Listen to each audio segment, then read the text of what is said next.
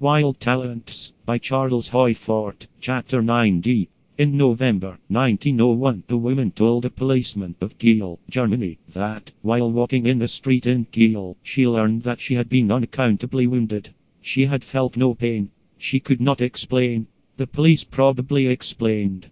If a doctor was consulted, he probably explained learnedly. Another woman, about 30 women, curious and inexplicable attacks.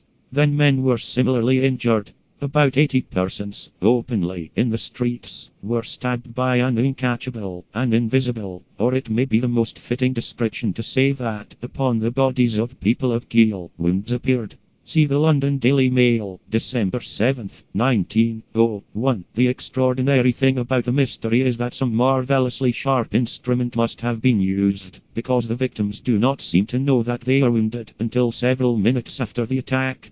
And yet I think that something of an explanation of these jacks is findable in every male's recollections of his own boyhood, the ringing of doorbells, just to torment people, stretching a string over sidewalks, to knock off hats, other pestiferous tricks. It is not only just for fun, there is an engagement of the imagination in these pranks. It will be my expression that, when the more powerful and more definite imagination of an adult human similarly engages and concentrates, phenomena that will be considered beyond belief, or acceptance, by readers who do not realize of what common occurrence they are, develop.